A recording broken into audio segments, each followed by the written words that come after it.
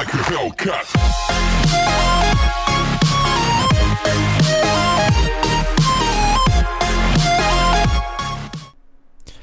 Okay, so this is the video of the last yard I rolled for 2020.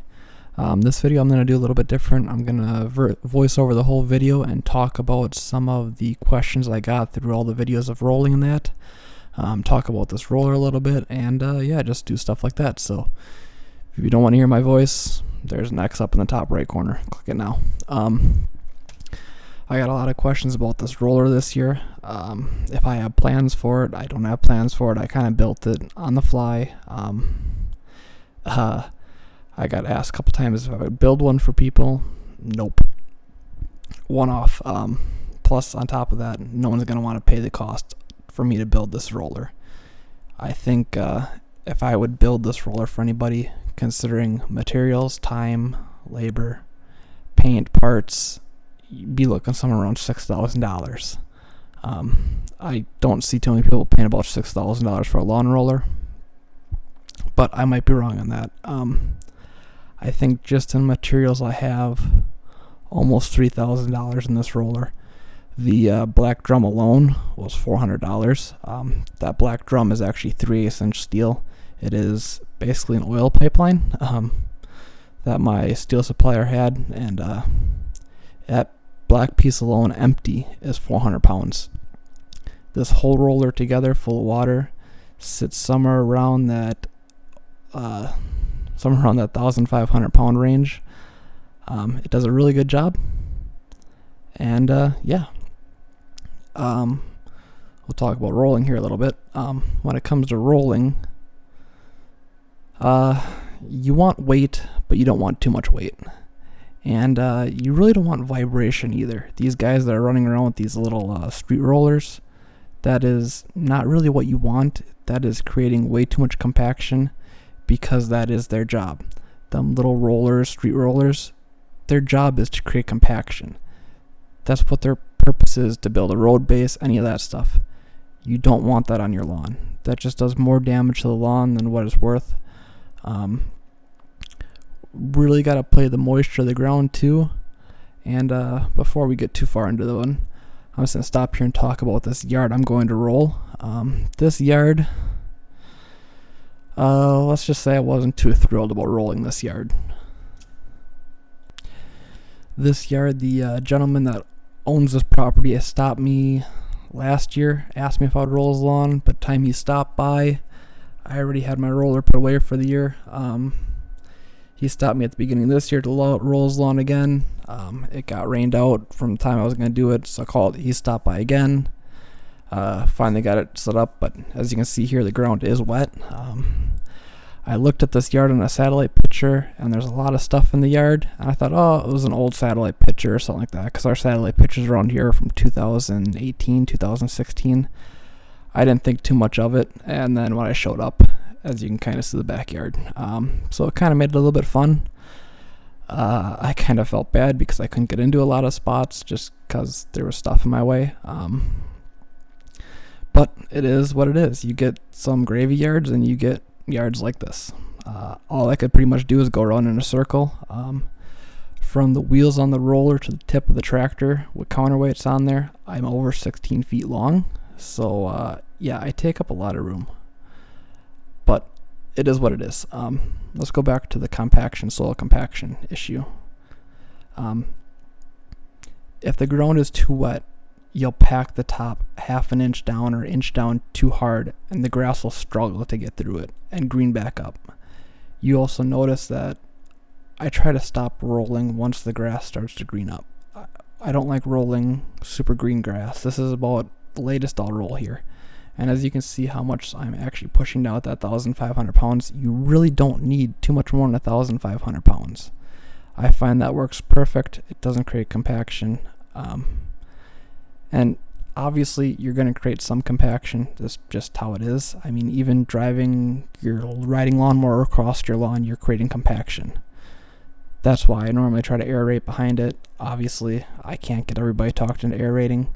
Some people don't like the little core pieces laying on their lawn. Other people are fine with it. This year I rolled 12 lawns and aerated 6. So 50% of people were fine with me aerating it. The other 50%, nope. It's do what you do. It doesn't.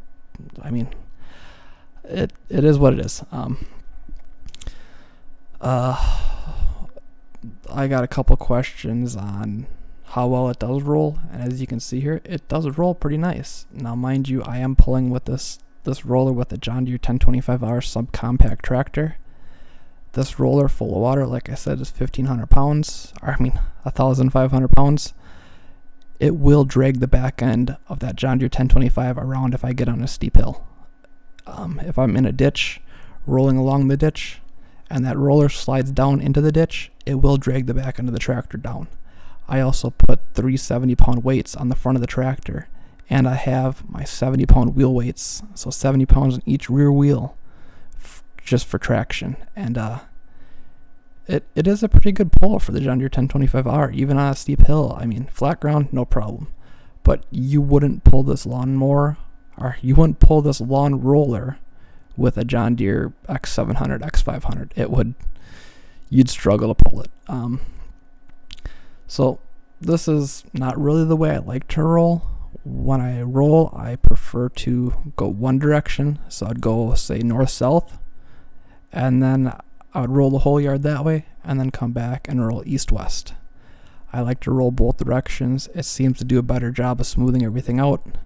The way I explain it to people that ask me why I roll both directions, it's like rolling dough.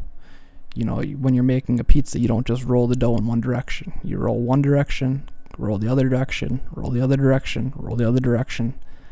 Obviously, there's some yards and some spots where I can't get away with that. Front yards, some houses, there's not enough room for me to roll both ways. This yard, there's obviously not enough room for me to roll both ways. This is probably about the worst job I did at rolling. Just because, what do you do? What do you do in a situation like this where you're 16 feet long and there's stuff everywhere? I kind of felt bad for charging the guy what I did for it. I don't really recommend to people the guys with the little lawn rollers, the little street rollers, just because I don't think they do a very good job. I think they create too much compaction. I actually recommended this guy to go talk to one of them guys for next year, just because I can't do very much here. I did tell him right from the start that I'd probably rip up his lawn a little bit, just seeing this backyard, and I did rip it up here on the top side here.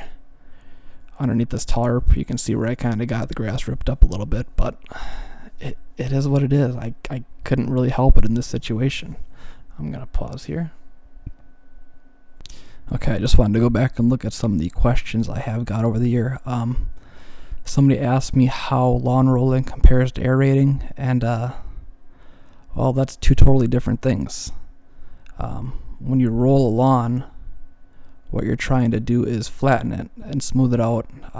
The reason we roll lawns up here in Wisconsin, it's most common in your northern states, is we get frost heaves. So you get moisture in the ground, say in a certain spot. That moisture freezes over winter when the temperature drops below 32 degrees, and that pushes the soil up. Well, over multiple years or every year, you get little bumps in your lawn, and it just makes the lawn rougher and rougher and rougher. So the whole thing with rolling is trying to push them little frost heaves back down, make the lawn more uniform and smooth, where aerating, what you're trying to do is create holes in the lawn, allow extra room for the roots to go, allow oxygen, fertilizer, water down to the roots easier. Aerating also helps with compaction. Obviously, I'm creating a little bit of compaction here.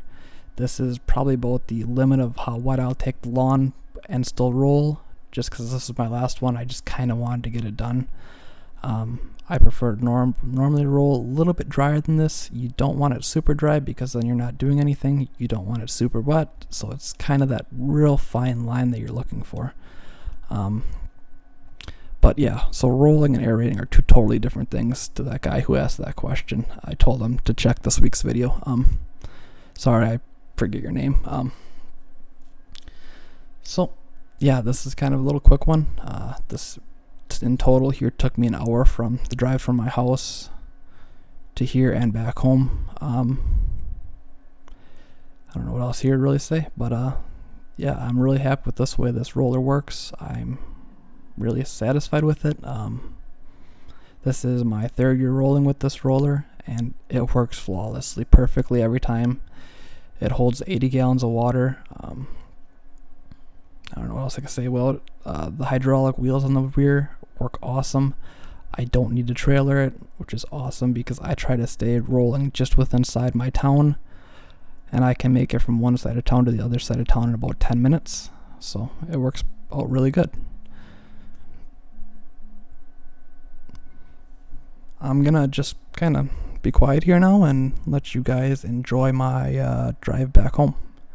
And we'll be on to aerating videos in the next week here. Thanks for watching. Be sure to like, comment, rate, subscribe, and do all that stuff.